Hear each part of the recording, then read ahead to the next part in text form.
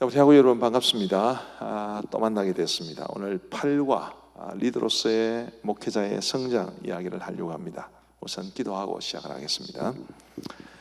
우리 하나님 아버지 감사합니다. 목회 리더십에 대한 여러 가지 사항들을 이번 학기에 살펴보고 있는 중입니다.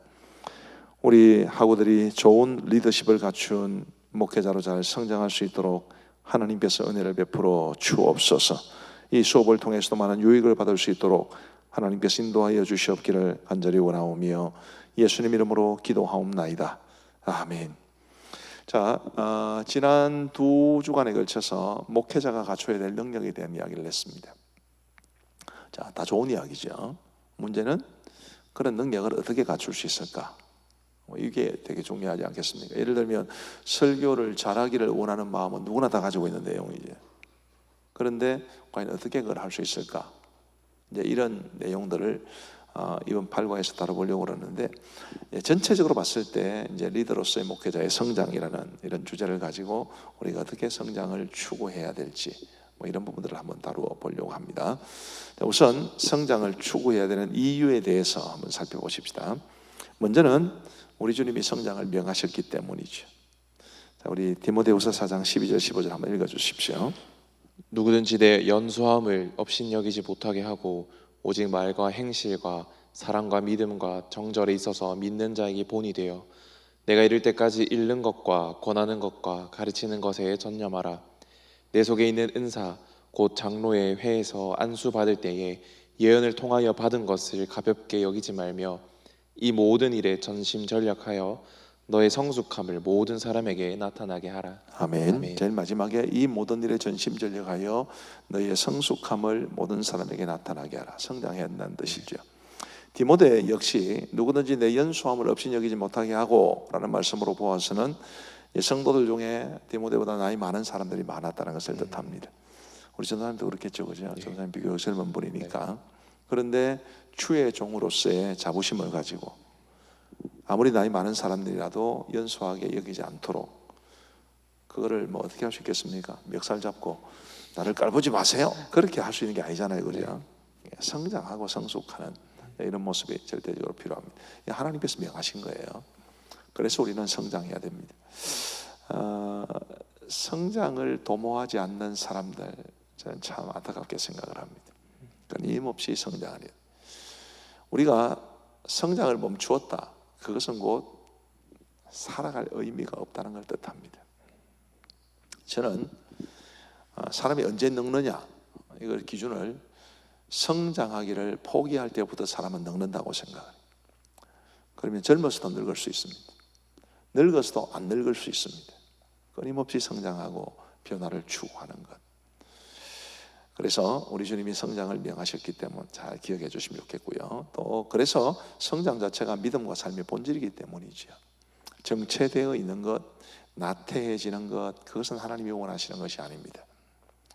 자, 리더가 성장하지 않으면 공동체와 공동체 구성원들도 성장하기 어렵기 때문입니다. 아까 우리 지난번 수업에서 우리 전도사님한테 그런저런 이야기를 나누었습니다만은, 전도사님이 이제 초등 2부 학생들에게 뻔한 소리를 하시잖아요. 그 뻔한 소리가 또 성장을 뜻하는 거 아니겠어요? 하나님 사랑하는 것도 성장하고 기도하는 것도 성장하고, 그죠? 성장이란 말이죠. 근데 나는 성장하지 않고 우리 공동체, 그리고 우리 공동체 구성원들에게 너희들은 성장하세요, 이거는 말이 안 됩니다. 안 된다, 이거. 저는 리더의 성장이라는 것이 굉장히 중요하다고 봅니다. 또 우리가 성장해야 될 이유는 성장하지 않으면 퇴보하기 때문이에요. 저는 정체되어 있는 것은 없다고 생각합니다. 사람들이 정체되어 있다고 생각하는 대부분 다 퇴보하는 거예요. 그래서 성장 아니면 퇴보. 또 목회적 환경은 끊임없이 변하기 때문이죠. 이 세상은 너무나 많이 변합니다. 이 강의를 여러분들이 들으실 즈음에는 코로나 사태가 어떻게 전개되는지 잘 모르겠는데, 이 코로나 사태처럼 굉장히 묵직하게, 굉장히 넓은 범주에서 우리에게 변화를 요구하는 것들이 있습니다. 코로나 이전과 코로나 이후는 목회적인 상황이 굉장히 바뀔 겁니다. 사회적인 환경이 많이 바뀔 것이기 때문에. 예를 들면 언택트가 증가하잖아요. 교회는 전부 택트인데 언택트 상황에서 어떻게 교회가 앞으로 목회를 이끌어갈 것인가, 이건 굉장히 중요한 주제가 될 겁니다. 근데 이런 큰 주제들 말고 작은 주제들도 많아요. 우리가 잘 모르는 사이에, 예를 들면 우리 전도사님만 하더라도 이 스마트폰이 우리의 삶에 이렇게 깊이 이제 들어오는 게 자연스러웠잖아요. 네. 그냥 뭐 하다 보니 여기까지 온 겁니다. 네. 그죠? 이런 것처럼 우리가 크게 인식하지 못하는 사이에 우리의 삶의 환경에 또 목회에 지대한 영향을 끼치는 변화들이 많아요. 그런 변화들에 대해서 적응하고 대처하는 것만 하더라도 성장입니다. 근데 그런 성장에 대한 욕구가 없으면 우리는 계속 처지게 되죠. 그리고 저는 성장의 가능성이 무한하기 때문에 우리는 성장해야 된다고 생각합니다. 고든 맥도날드의 일기에서 이런 게 있었어요. 출처는 미상입니다만 한번 읽어주시겠습니까? 노년의 정신을 차리고 보니 그동안 자신의 극히 일부분만 사용했음을 발견하는 일은 가장 서글픈 경험 중 하나이다. 쉽게 말하면 아이고 더 잘할 수 있었는데 내가 그때는 왜 나태했을까? 얼마든지 내가 이런 부분들을 활용할 수 있었는데, 이게 참 저는 이 일기가 굉장히 마음에 와닿더라고요. 저도 점점 나이가 들어가고 있고 이제 앞으로 더 나이가 들어가겠죠. 근데 지금보다 훨씬 세월이 지났을 때 그동안 내가 너무 내 능력에, 내 자원의 일부분만 사용했다. 더 많이 사용했으면 더 좋았을 텐데, 그렇게 깨닫는 것은 참 비극적인 일이 아닌가, 그런 것입니다. 성장의 가능성이 무한하기 때문에 우리는 성장을 도모해야 합니다. 가끔은 이제 그런 생각도 해요. 사실은 뭐 전사님 잘 알겠지만 나는 목회자로서 은사를 많이 가지고 있는 사람이지, 다른 사람에게 왜 당신 나처럼 못하냐 이렇게 말하기는 어렵다고 생각합니다. 그러나 다른 분들이 저를 보면서는 뭐 목사님도 뭐 저렇게 됐는데 나라고 못할 것이 뭐 있냐, 도전하는 것이 중요하다고 생각하거든요. 사람들 간에 어떤 차이가 있다는 것은 저는 인정을 합니다. 어떤 사람은 지적인 능력이 더 탁월하고 어떤 사람은 그렇지 못하고, 어떤 사람은 운동 능력이 더 뛰어나고 어떤 사람은 그렇지 못하고, 다 차이가 있긴 있어요. 그런 차이를 인정한다 하더라도 우리가 발전하고 성장할 수 있는 가능성은 무한합니다. 얼마든지 할 수 있습니다. 자, 54페이지를 보시면요, 나이가 들고 경륜이 쌓이고 지위가 높아지면 더 많은 책임이 요구되고 더 많은 유혹과 시험이 뒤따르기 때문입니다. 그래서 우리는 성장해야 됩니다. 예를 들면 우리 전도사님이 이제 전도사 3년 차잖아요. 네. 신대원 시절에 3년 차. 네. 그러면 지금 전도사님이 설교를 못하는 거는 누구든지 이해를 해줄 수 있습니다.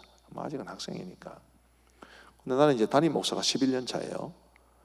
담임 목사 11년 차가 설교를 못하면 그거는 부끄러운 일이다. 그러지 않겠어요? 우리 집사람은 이런 말을 합니다. 여보, 갓 결혼한 여자가 예를 들면 20대나 혹은 30대 초반이나 이런 여성들이 김장을 못 담그는 별로 흉이 안 돼요. 50, 60이 됐는데도 김장을 못 담그는 건 흉이 되지요. 무슨 말인지 알겠습니까? 네. 이 나이가 들고 경륜이 쌓이고 지위가 높아지면 그만큼 책임이 요구되는 거죠.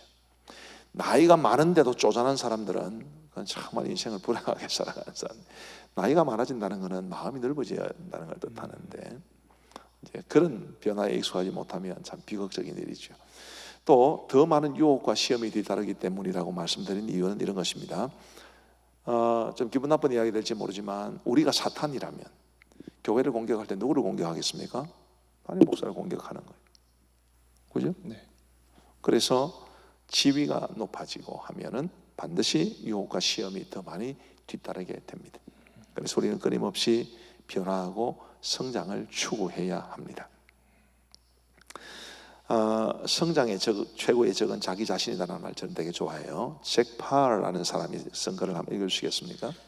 내 일생을 돌이켜보니 많은 장애물들을 만났다. 그중 가장 큰 장애물은 나 자신이었다. 아유, 제가 처음 이거를 읽었을 때 얼마나 가슴 찔리던지.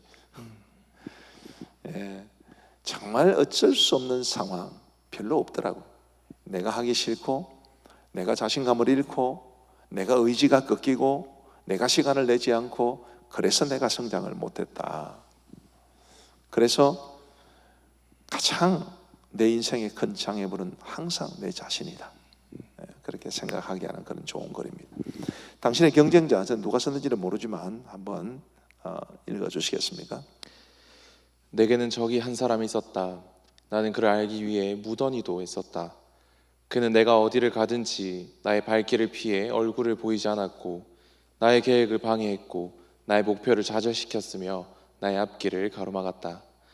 높은 목표를 세우고 노력할 때 그는 일신연스럽게 내게 말했다. 안 된다.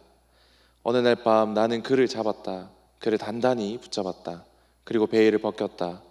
나는 드디어 그의 얼굴을 보았다. 아, 그 얼굴은 바로 나였다. 굉장히 이것도 가슴에 찔리는 말이죠. 제가 아는 목사님 중에 한 분은 아주 달변가가 계십니다. 근데 이분이 원래는 말을 그렇게 못했다고 그래요. 근데 이제 신학교를 졸업하고 이제 대학교 사역을 하게 되면서 이분이 학생들이 주고받는 농담 있잖아요. 네. 그 중에 재미있는 걸 다 메모를 하셨대. 메모를 하셔가지고 그거를 그렇게 연습을 많이 하셨대. 그게 쌓이면서 지금은 정말 달변가가 되셨습니다. 노력해서 안 될 것은 없어요. 노력해서. 예를 들면 지적인 능력이 좀 부족하다 싶은 분들 계시죠? 책을 많이 읽으시면 됩니다. 책을. 정말 책을 읽고 그냥 읽는 것만이 아니라 그 책의 중요한 포인트들을 요점을 정리하고 그리고 메모를 잘 해두고 그런 노력들이 쌓이면 지적인 능력의 부족을 탓할 수는 없습니다. 안 해서 그렇지. 저는 그렇게 생각합니다. 안 해서 그렇지. 자, 제가 체중을 좀 더 줄이고 싶어요. 누가 대신해 줍니까? 아무도 안 해줍니다. 내가 안 해서 그런 거예요. 체중 이야기하면 둘 다 좀 그렇죠. 그래서 여러분 부디 성장에 대한 욕구를 포기하지 마십시오. 정말 좀 미안한 이야기인데 정말 앞으로 성장의 가능성이 있음에도 불구하고 너무 게으르는 사람들 보면 나는 정말 화가 납니다. 정말 화가 나요. 아니 얼마나 세월이 소중하고 빨리 지나가는데 왜 저렇게 세월을 아끼지 않나. 또 전도사든 부목사든 담임 목사든 얼마나 직분이 중요한데 저렇게 자기 개발을 게을리하나. 그런 생각을 할 때 참 안타까울 때가 많습니다. 부디 여러분들은 잘 성장하시기를 바랍니다. 자, 어떤 면에 성장하고 성숙해야 될까요? 우선 영적인 측면이 있죠. 하나님과의 관계 굉장히 중요합니다. 인격적인 측면도 있습니다.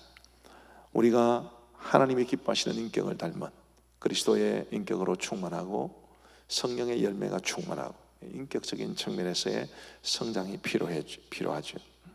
관계적인 측면도 필요합니다. 사람들을 어떻게 대하는지, 사람들을 대하는 게 갈수록 편안해야 되고 사람들이 자연스럽게 내게 다가올 수 있어야 되고 그런 관계적인 측면, 사역적인 측면도 마찬가지죠. 예를 들면 이제 목회 사역, 설교 사역, 혹은 티칭 사역 이런 부분들에 있어서 성장이 필요합니다. 지식이나 기술적인 측면에서의 성장도 필요합니다. 우리의 지식은 계속 쌓여가야 되잖아요, 그죠? 그리고 기술도 더 좋아져야 됩니다. 55페이지 보면 인생의 깊이라는 측면도 있어요. 참 저 사람은 깊이가 느껴져. 혹시 그런 생각해 보셨는지 모르겠는데 굉장히 이렇게 좀 피상적인 그런 분들이 사실 있고요. 깊은 분이 계세요. 그런 말로는 설명하기 좀 어려운데 인생의 깊이가 느껴지는 그런 성장도 우리에게는 필요합니다. 여러분들도 이런 여러 가지 영역들에서 성장이 필요하다는 것을 인정하시고 공감을 해 주셨으면 좋겠다 싶고요. 그럼 어떻게 성장을 할 수 있는가를 한번 보십시다. 자, 성장에 대한 계획을 우선 세우셔야 됩니다. 가장 기본적인 것은 자신을 아는 것과 자신이 어디로 가야 하는지를 아는 것이죠. 예를 들면 나는 설교에 좀 성장이 필요하다. 그러면 설교와 관련해서 지금 나의 수준이 어디쯤 있는가 이걸 알아야 되고 그리고 내가 어디로 가야 할 것인가. 자, 예를 들면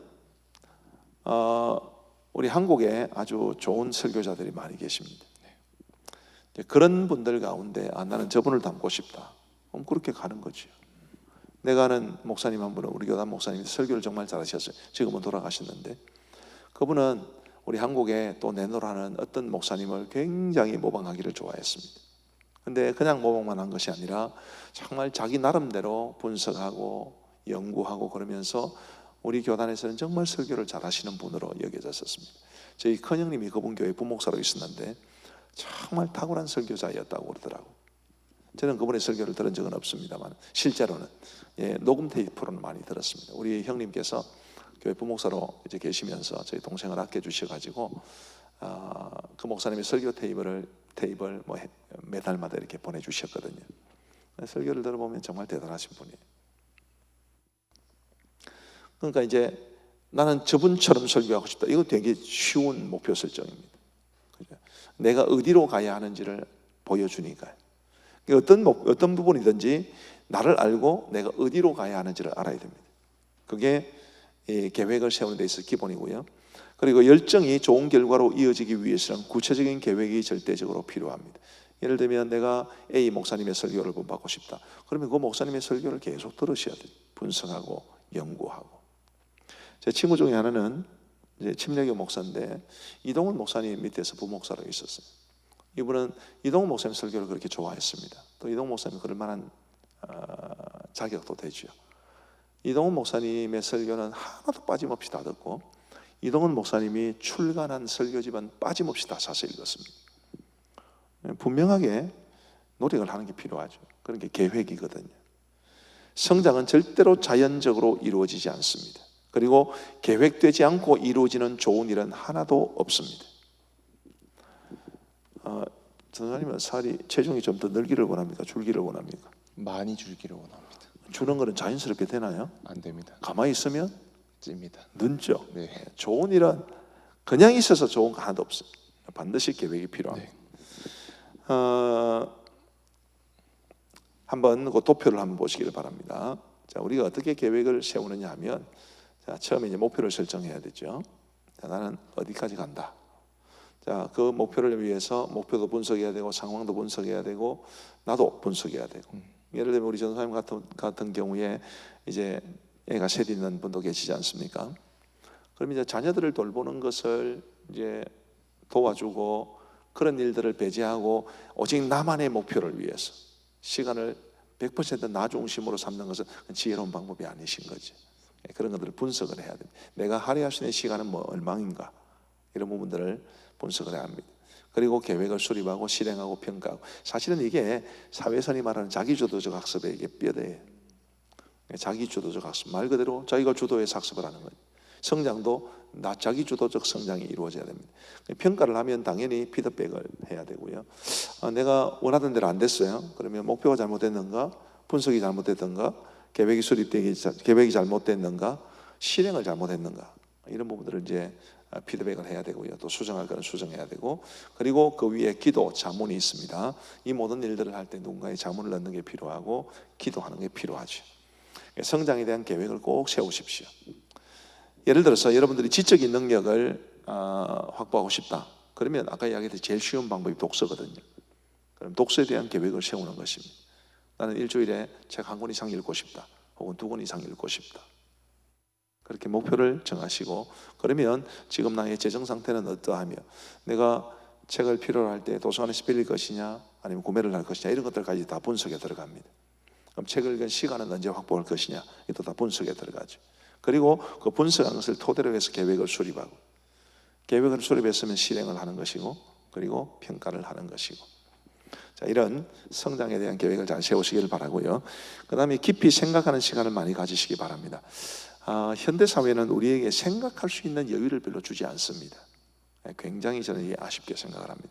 깊이 생각하는 시간을 많이 가지시기를 바랍니다. 자신의 현재와 미래를 돌아보기 위해서는 깊이 생각하는 시간이 필요하고요. 깊이 생각할 수 있는 자신만의 시간과 장소를 갖는 것이 좋고요.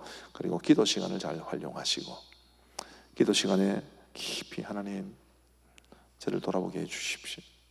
앞으로 저는 어떤 목회자가 되어야 합니까? 제게 필요한 것은 무엇입니까? 이런 기도 시간을 잘 활용하시면 굉장히 좋습니다. 자, 경험의 폭을 넓히는 것. 경험은 안목과 지식의 한계를 넓혀주죠. 사람은 다 아까 우리 커뮤니케이션 이론에서도 봤지만 다 자기가 경험한 것 속에서만 알고 판단하고 실행하게 돼요. 그러면 이 경험을 넓히는 게 중요한 거죠. 다양한 일을 시도해 보시는 게 좋고요. 우리 교회 목사님 중에 한 분은 이제 고신대 신학과를 나오셨고, 그리고 우리 신대원을 들어오셨는데 세상을 알고 성도들을 알기 위해서 뭐 1년인가 노가다를 하신 분이 계세요. 그러면서 땀의 의미도 알고 뭐 경험의 폭을 넓히는 거지. 실패할 수도 있겠지만 실패를 통해서도 배울 수 있다고 생각합니다. 그래서 경험을 많이 하십시오. 경험을. 또 독서보다 더 풍성한 간접적인 경험의 기회를 제공하는 것도 많지 않습니다. 굉장히 유익합니다. 다독보다는 정독을 하시고 독서 이후에는 꼭 정리하는 습관을 기르시는 게 좋고요. 독서를 위한 시간을 확보하기 위해 노력하시고 짜투리 시간을 잘 활용하시고, 의외로 많은 사람들이 3시간, 4시간 시간이 주어진다고 해서 알차게 시간을 보내는 건 아니더라고요. 오히려 한 15분에서 20분 그런 시간 동안 딱 시간을 내서 책을 또 알차게 읽기도 하고 그렇게 되는 것 같습니다. 그래서 독서를 많이 하시기 바라고요. 영적, 사역적 멘토를 꼭 두십시오.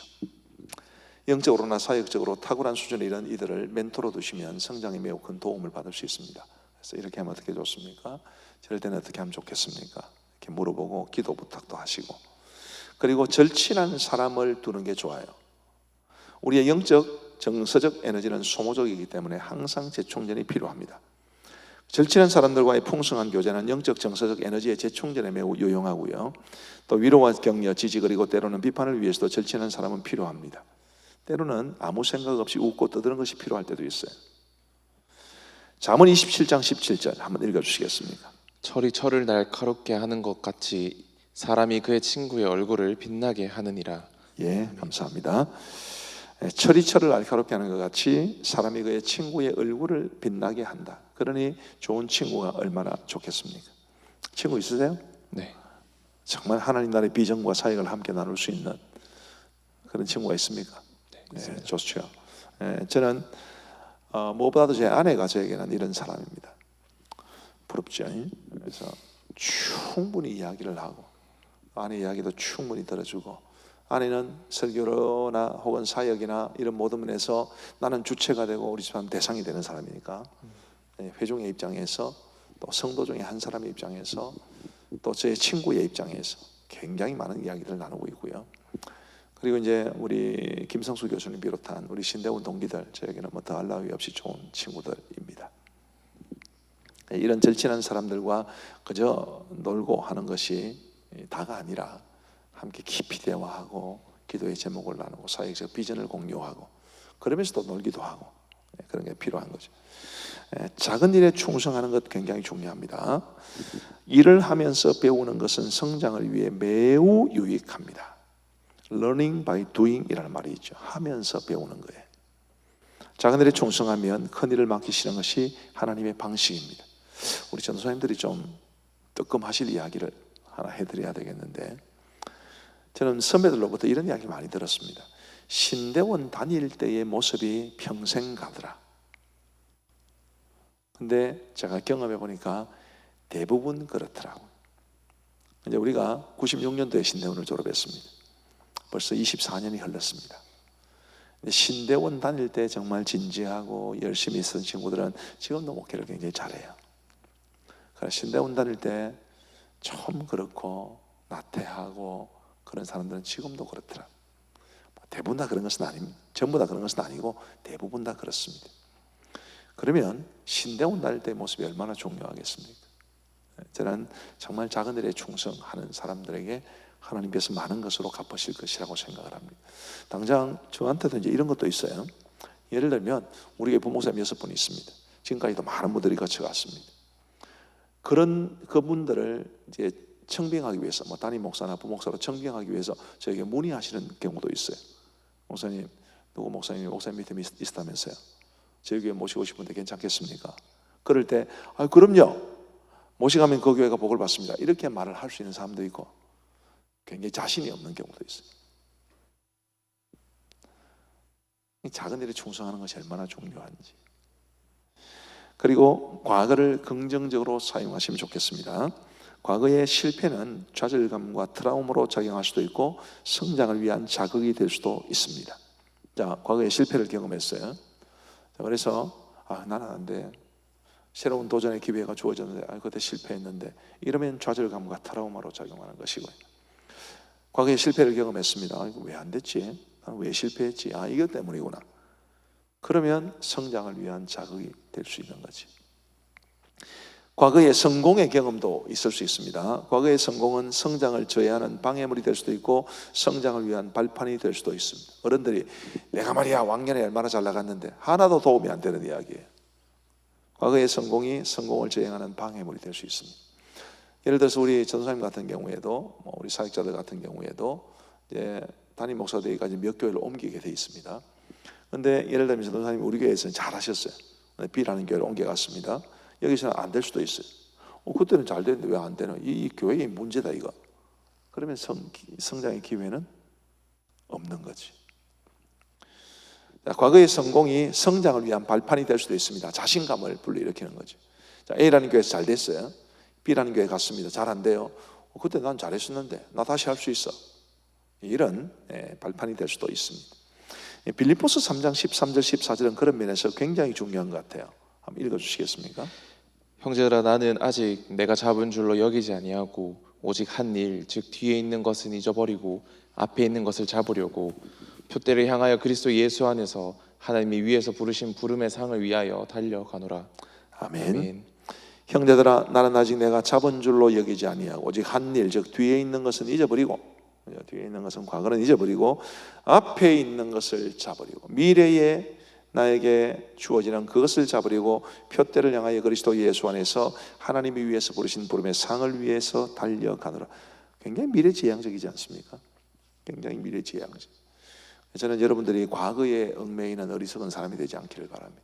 과거의 성공도 과거의 실패도 절대로 매달리지 마시고 그런 것들이 더 나은 성장을 위해서, 더 나은 미래를 위해서 자양분이 될 수 있는 그런 삶을 사시면 좋겠다 싶어요. 실패도 그렇고 성공도 그렇고. 자, 그리고 건강관리 힘쓰시길 바랍니다. 리더는 자신의 건강에 대해 책임을 지르는 자세를 가져야 돼요. 뭔 사역을 해야 되는데 피곤해서 그럼 용기가 안 나거든요. 그거는 리더로서 좋은 모습이 아닙니다. 건강을 잃으면 영적, 정신적, 사역적으로 성장을 기대하기 어렵거든요. 우리는 전인적인 존재이기 때문에 육체가 피곤하고 나른하고 힘들면 영적으로 정신적으로 에너지를 얻어낼 수가 없습니다. 건강이 굉장히 중요해요. 우리 전도사님 같은 경우에는 건강이 아직까지는 건강 걱정을 안 해도 되는 나이인데 지금 잘해야 돼요. 지금 전도사님 보기에 내가 건강한 것 같습니까? 네. 누구보다도 열심히 운동하는 부모님들보다. 건강관리에 힘쓰셔야 됩니다. 버려야 될 것을 버리고 정리할 것을 정리하시기를 바랍니다. 우선 죄를 버려야 됩니다.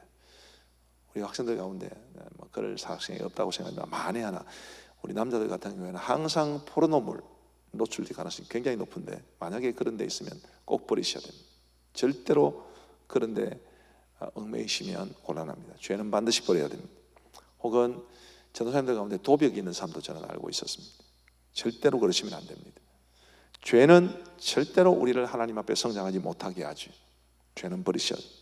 악하거나 좋지 못한 습관, 게으름이라든지 정리정돈이 안 되는 것이라든지 악하거나 좋지 못한 습관은 꼭 버리셔야 됩니다. 예를 들면 이 스마트폰에 너무 매여 사시는 분들도 계세요. 젊은 분들 가운데는 그것도 좋지 못한 습관입니다.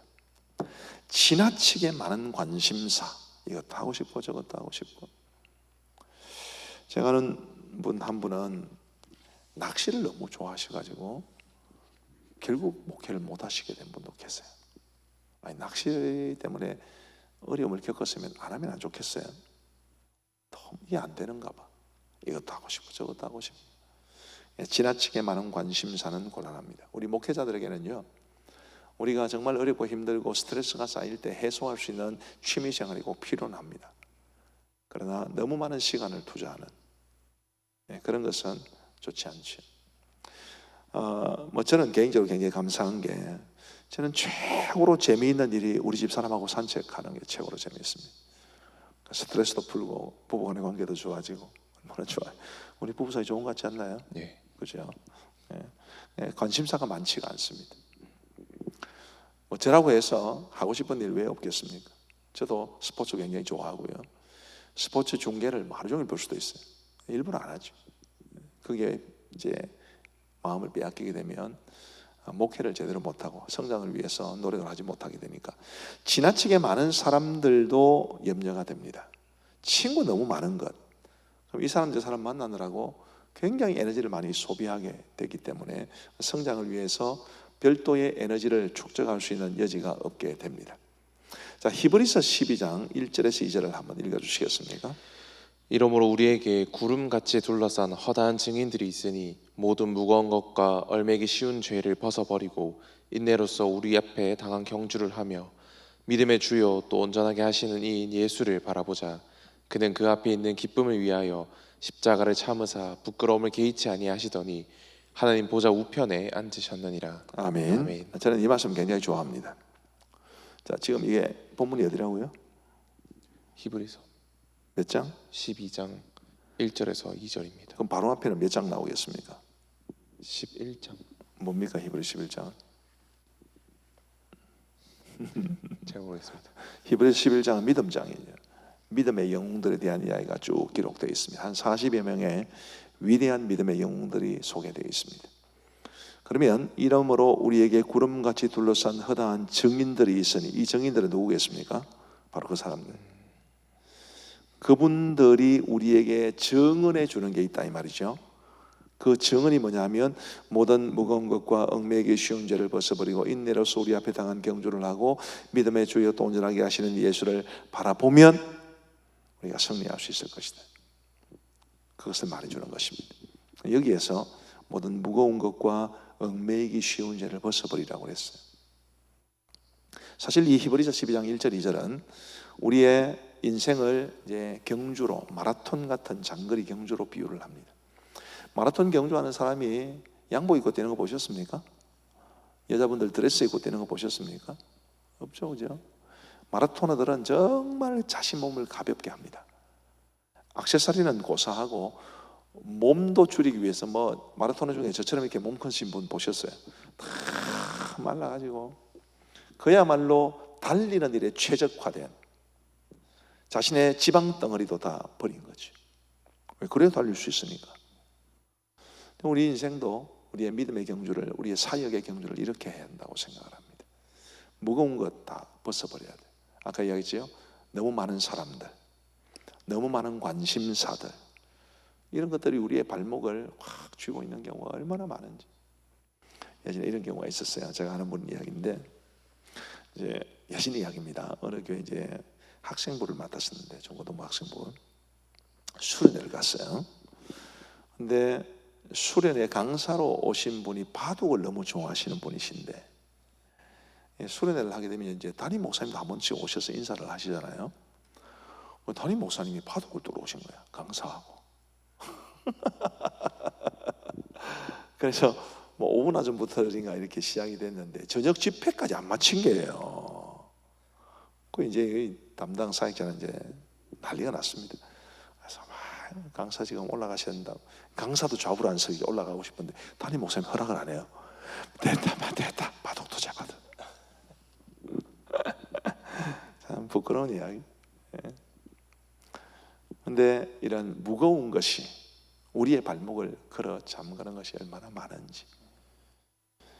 뭐 타교단 같은 경우에는 이렇게 목사님들 중에 음주하시는 분들도 꽤 많이 계시다고 들었고요.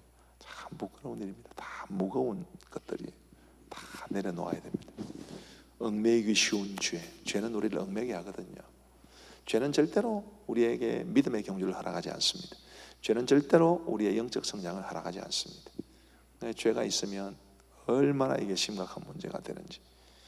그래서 여러분들이 앞으로 우리가 얼마나 살지는 모르지만 우리가 살아가는 모든 상황을 다 우리 주님께 우리의 포커스를 맞추고 평생 믿음의 경주를 하고 간다고 생각을 하세요.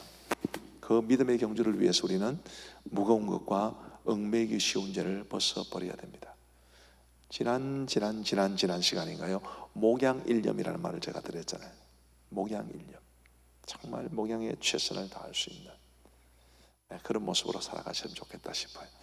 사실 이제 우리 신앙의 선배들, 우리 앞선 목회자들 중에는 그런 분들이 참 많으셨는데 지금은 제가 생각해도 우리 젊은 교육자들에게 재미있는 게 너무 많으니까 그게 참 걱정이 됩니다. 재미있는 게 너무 많으니까.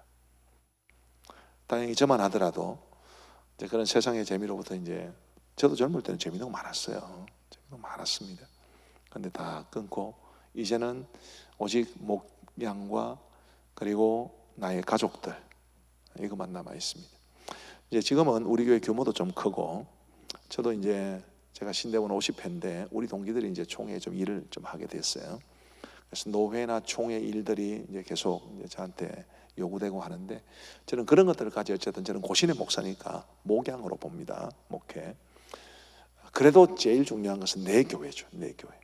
이 교회를 하나님께서 나에게 맡겨주셨어요. 그럼 이 교회의 목양을 위해서 내가 정말 최선을 다하는 것이 하나님 앞에 바람직한 모습 아니겠습니까? 우리 학우들께서도 영적 성장을 위해서 여러분들의 방해되는 것들, 특별히 죄, 그리고 모든 무거운 것에 해당하는 모든 것 다 내려놓으시고 성장을 위해서 최선을 다할 수 있으면 좋겠습니다. 자, 성장을 위해 뭐가 필요할까요? 몇 가지를 한번 살펴보겠습니다. 첫 번째로는 성장하려는 열정입니다.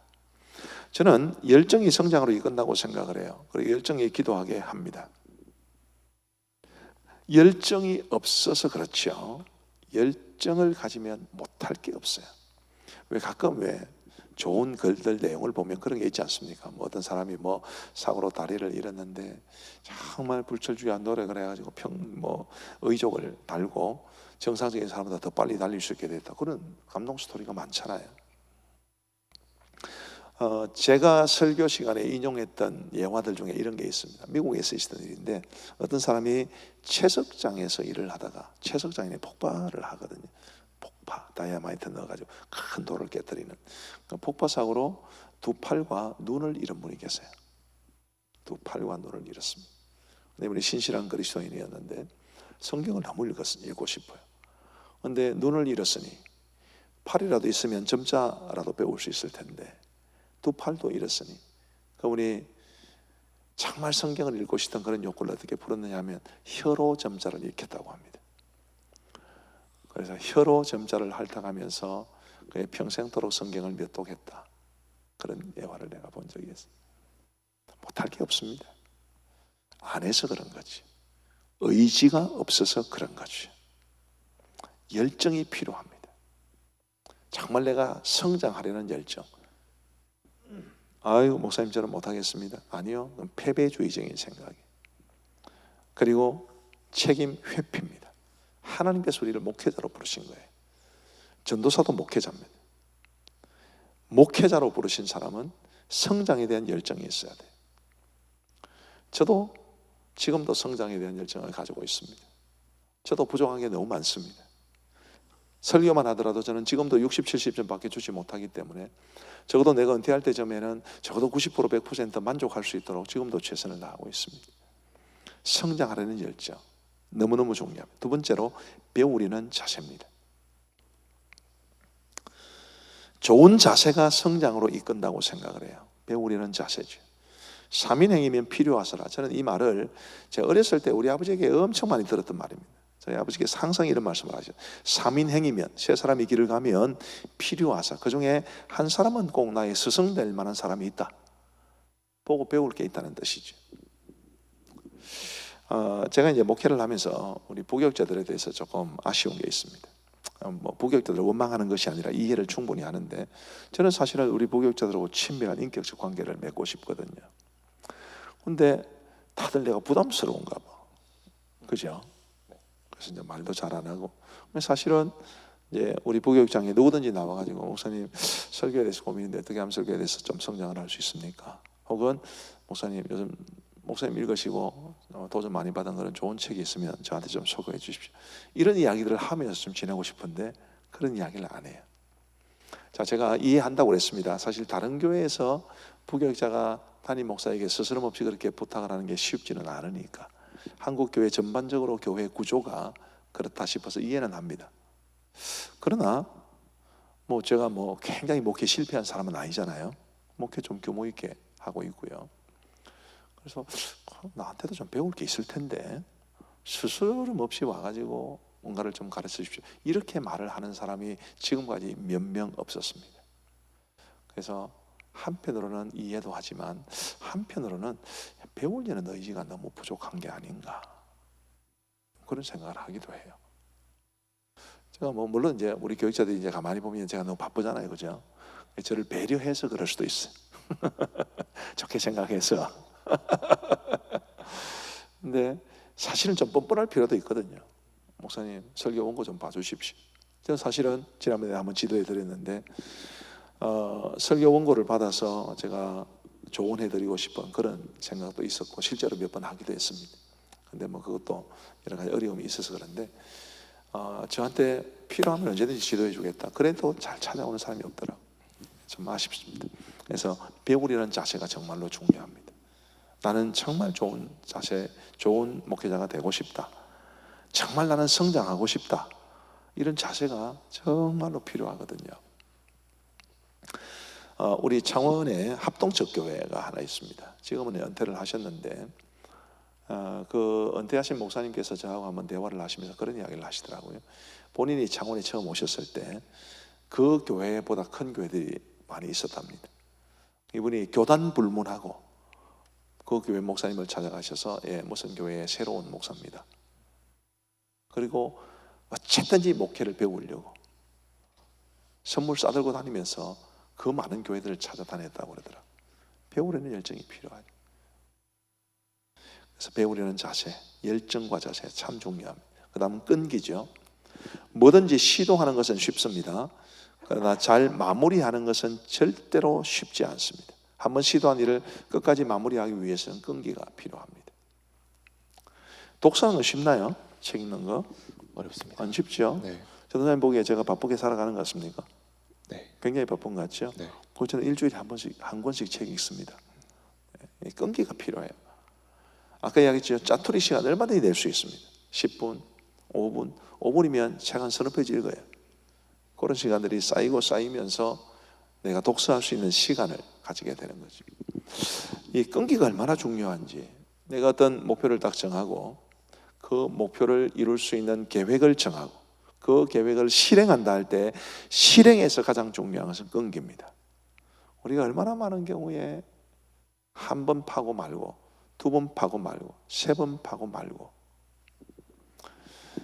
열왕기상 18장에 보시면 엘리야가 갈멜산상에서 바알과 아세라 85명의 선지자들과 대결을 한 장면이 나오죠. 그때는 이제 이미 3년 반 동안 비가 오지 않는 때였는데 엘리야가 아합 왕과 이스라엘 백성들을 위해서 이제 기도하게 됩니다. 비를 내려달라는 기도죠. 사원에게 가서 하늘을 바라보라고 했습니다. 몇 번까지 바라보라고 그랬습니까? 7번. 7번째 갔을 때 손바닥만한 구름이 일어난다고 그랬어요. 일어났다고 그랬습니다. 그래서 엘리야가 그걸 보고 아합 왕이여, 이제는 비가 옵니다. 차비를 차리고 궁으로 가십시오. 그렇게 말을 했지 않습니까? 이동훈 목사님이 그 본문을 가지고 강의를 한번 하시면서 이렇게 말씀하신 적이 있습니다. 너무나 많은 기독교인들이 6번째에서 멈추고 5번째에서 멈추고 4번째에서 멈추고 3번째에서 멈춘다. 7번까지 가야 되는데. 탁월한 비유지 않나요? 기도에도 끈기가 필요하다는 뜻입니다. 기도에도 끈기가 필요하고 사역에도 끈기가 필요하고 사람을 만나는 것도 필요하고 심지어 연애도 필요해요. 요즘 그 신학생들이 이제 뭐 결혼을 하기가 힘들어졌다는 그런 이야기를 제가 들었습니다만, 제가 집사람한테 제가 처음 프로포즈했을 때 제가 교회 오빠 있다고 그랬잖아요. 우리 집사람 절대로 안 하려고 그러더라고. 사모하기가 너무 버겁다고 그래요. 저희 집사람은 불신 가정에서 나왔습니다. 지금도 우리 장모님은 신앙생활을 안 합니다. 우리 처제만 우리 딸아 신앙생활 잘하고 있죠.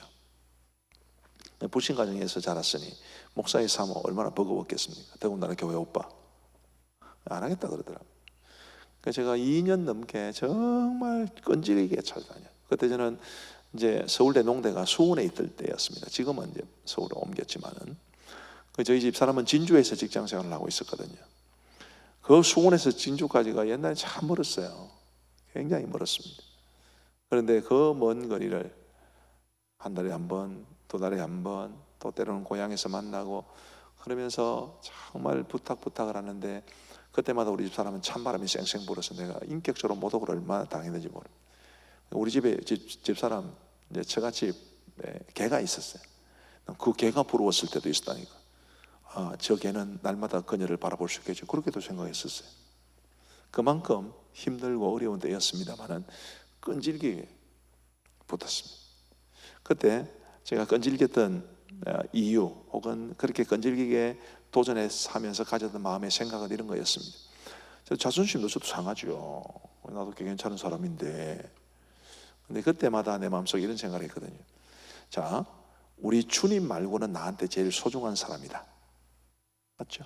아내는 세상 모든 사람 중에 제일 소중한, 우리 어머니가 계시고 아버지가 계시지만 아내가 나한테 제일 가까운 사람입니다. 그러면 내 자존심이 중요하냐, 나의 아내가 중요하냐? 뭐가 더 중요해 보입니까? 아내가 중요해요. 그래서 난 자존심을 버렸습니다. 자존심 버리고 이 사람을 얻기 위해서는 내가 뭔 짓을 한다, 무슨 짓을 하든. 그게 2년 세월이었어요. 결국 우리 집 사람이 제 사랑을 받아 주었습니다. 뭐라고 하면서 저한테 이야기를 했느냐 하면, 아무리 도망을 가려 해도 오빠한테 도망을 못 가겠습니다. 그러면서 이제 저한테 왔어요. 끈기가 매전. 예, 뭐든지 시도하는 것은 쉽습니다. 그러나 얻는 것은, 마무리하는 것은 쉽지가 않습니다. 끈기 있게 도전해야 됩니다. 성찰, 지금 우리가 성찰을 이렇게 적고 있죠. 리플렉션전을. 네. 무슨 일에 대해서든지 성찰할 수 있어야 합니다. 기쁜 일에도 슬픈 일에도 분노하는 일에도 자신을 돌아볼 수 있어야 되고, 그래서 성찰 일기를 쓰면 도움이 많이 됩니다. 이 수업을 들으면서도 제가 여러분들에게 이제 짐을 좀 적게 해주기 위해서 뭐 A4 3분의 2 뭐 이렇게 요구를 하지만, 사실은 좀 길게 여러분 스스로를 위해서 그렇게 쓰면 도움이 많이 될 겁니다. 우리가 많이 듣지 못해서가 아니에요. 많이 배우지 못해서가 아닙니다. 그거를 나에게 적용을 못 시켜서 항상 문제예요. 근데 이 성찰이라고 하는 것은 굉장히 중요합니다. 예를 들면 바둑 두는 사람들은 복기라고 하는 걸 하잖아요. 네. 그죠?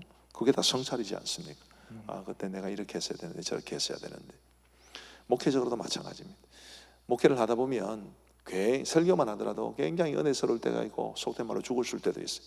어떤 이벤트를 했는데 굉장히 대박을 터뜨린 경우도 있고 반응이 시원찮은 경우도 있습니다. 그럴 때마다 끊임없이 우리 스스로를 반성하고, 지금 나와 이 상황 속에서 내가 배워야 될 것은 무엇인가. 부부간에도 마찬가지입니다. 저도 부부 싸움도 가끔은 합니다. 근데 부부 싸움을 하면 상대방을 원망만 하면 그건 하수, 절대로 성장이 없습니다. 나는 이 상황에서 어떻게 해야 되는가. 성찰이죠, 그게. 그런 것이 우리를 더 나은 사람으로 이끌어갈 수 있다고 생각합니다. 성찰, 정말 중요한 부분입니다. 고난과 역경. 고난은 우리의 삶을 깊게 만들죠. 인생의 깊이를 깊게 만듭니다. 고난을 겪으면서 자란 사람과 고난을 겪지 않고 사는 사람은 차이가 너무 많습니다. 요셉의 인격과 삶은 고난 속에서 깊어졌다고 생각을 해요. 욥도 마찬가지입니다. 자, 시편 119편 67절 한번 읽어주시겠습니까? 고난 당하기 전에 내가 그릇 행하였더니 이제는 주의 말씀을 지키나이다. 고난 당하기 전에는 내가 그릇 행하였더니 이제는 주의 말씀을 지키니이다. 주의 말씀을 지키게 된 계기가 뭐라고요? 고난을 당한 것 때문에. 고난을 당하는 것이 얼마나, 일부러 당할 필요는 없지만 고난이 우리를 굉장히 깊게 만듭니다. 저는 굉장히 어려움을 많이 겪은 사람이에요. 저희 가정은 정말 어려웠습니다. 저희 어머니는 건강 문제로 나이 40을 못 넘긴다고 그러셨는데 지금 올해 83세예요. 시골에서 나이 40을 못 넘긴다고 하셨으니까 얼마나 많이 아프셨겠어요. 저희 아버지는 돈이 별로 없었고. 근데 그런 고생을 했는데 언제 한번 우리 성도 중에 그런 이야기를 하시는 분이 계셨어요. 집안이 굉장히 어려운 분입니다. 이제 그분이 속한 여전도회가 봉사활동을 하러 가는 길에 부목사님이 아무도 안 계셔가지고 이제 내가 운전을 하게 됐어요. 담임 목사 때는 초기 일입니다.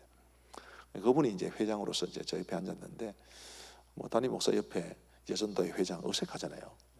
다른 이제 회원들은 이제 성합자 뒤쪽에 앉아 계시고, 근데 그분이 뜬금없이 저한테 그런 말을 하더라. 목사님, 저는 목사님께서 우리의 삶의 아픔을 이해하시고 설교하시는 것 같아서 너무 좋습니다. 그 이야기를 들었을 때 굉장히 고마웠습니다. 목사님은 우리의 아픔을 이해하시고 설교를 하시는 것 같습니다. 왜요? 나도 고생했으니까. 고생한 사람의 이야기는 고생한 사람은 압니다. 그래서 이 고난은 굉장히 우리에게는 큰 축복이 된다고 생각을 해요. 일부러 고난을 당하고 역경을 당할 필요는 없습니다. 살다 보면 고난과 역경을 당하게 되는데 거기에서 우리가 얼마나 배울 수 있느냐, 우리가 얼마나 인격이 깊어질 수 있느냐, 이 문제겠죠. 자, 창세기 45장 4절부터 8절, 이거는 그냥 지나가겠습니다. 요셉이 총리가 되었을 때 형들을 받아주고 용서해 준 그 이야기예요. 자, 시편 105편 17절부터 19절을 한번 읽어보시기 바랍니다. 그가 한 사람을 앞서 보내셨으며 요셉이 종으로 팔렸도다. 그의 발은 착고를 차고 그의 몸은 쇠사슬을 메었으니 곧 여호와의 말씀이 응할 때까지라. 그의 말씀이 그를 단련하였도다. 아멘. 아멘. 우리가 요셉은 승승장구한 것처럼 보입니다. 노예로 팔려갔지만 보디발의 집에 가정 총무가 되고 감옥에 갇혔지만 애굽의 총리가 되고. 근데 이게 편한 일이었겠냐 이거죠.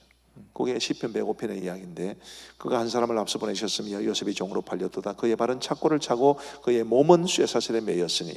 그의 몸 부분에 성경을 보시면 각조로 표시가 되어 있고요, 히브리어로는 혼으로 되어 있어요. 그의 혼이 쇠사슬에 매여 있는, 얼마나 고통스러웠으면. 근데 언제까지라고요? 여호와의 말씀이 응할 때까지. 그의 말씀이 그를 단련하였도다. 요셉은 룰루랄라 편하고 행복한 길만 걸어간 게 절대로 아닙니다. 우리가 성경을 단편적으로 읽으면 요셉은 하나님마다 잘 되고 하나님께서 함께 하셔서 형통하게 하셨고 그렇게 읽어지지만 말로 다 할 수 없이 고생을 당했다는 거지. 근데 그 고난이 그로 하여금 정말 형제를 품어줄 수 있는 그런 넓은 사람으로 만들었습니다. 우리 학우 여러분들께서 혹시 지금 형편이 너무 어렵고 혹은 고단하신 분들이 계실지도 모르겠습니다. 저는 여러분들에게 꼭 말씀을 드리고 싶은데 그게 복인 줄을 아시면 좋겠습니다. 저는 고생을 많이 했는데 그게 다 복이더라고요. 저희 두 딸이 있습니다. 큰 놈이 24살, 둘째 놈이 이제 20살. 그런데 저희들은 이 아이들에게 일부러 고생을 좀 시킵니다. 예를 들면 지난 주일날 제 아이들이 이제 자기 교회, 지금 안양 일심교회를 출석하는데요, 안양 일심교회 대학부 예배를 마치고 내려와서 지금 집에 있습니다. 근데 우리 아이들이 집에 내려올 때 KTX도 탈 수 있고 다 탈 수 있는데 무궁화호를 타고 내려왔어요. 무궁화호가 KTX보다 좀 힘들지 않나요, 그죠? 얘들이 버스를 타고 내려올 때도 있는데 버스는 일부러 45인석을 타고 내려옵니다. 45인석. 우등고속 버스를 잘 안 탑니다. 왜요? 우리 집사람이 늘 가르쳤어요. 우리 집사람 아이에게 그렇게 가르쳤습니다. 야, 아빠는 돈을 벌어오는 사람이고, 목사가 돈을 벌어오는 건 아니지만 어쨌든 목사를 통해 사례비가 주어지니까, 아빠는 돈을 벌어오는 사람이고 우리는 돈을 쓰는 사람이야. 그러니 우리는 어떻게 하면 돈을 적게 쓰는지를 고민해야 돼. 그게 우리 집사람이 아이를 키우는 방식이었습니다. 그래서 집사람도 서울을 가거나 할 때 45인승을 타고 갑니다. 애들하고 같이. 애들이 그게 익숙해졌어요. 그래서 아이들이 돈을 적게 쓰는 것이 자연스럽게 몸에 배었습니다. 저는 이것이 굉장히 중요하다고 보고요. 우리 아이들이 앞으로 인성을 형성해 가면서 지금도 그렇게 하고 있지만 굉장히 좋은 도움이 될 것 같습니다. 돈이 있다고 해서 쓰는 거 아니에요. 저도 우리 아이들 원하면 얼마든지 KTX 표 끊어줄 수 있고요, 또 얼마든지 비행기도 타고 오게 할 수도 있어요. 그러나 아이들이 어려움 속에서 연단되는 것, 그것을 우리는 굉장히 강조를 많이 했고 지금 우리 애들이 성장하고 나서도 잘 지키고 있는 거죠. 아주 감사하게 생각을 합니다.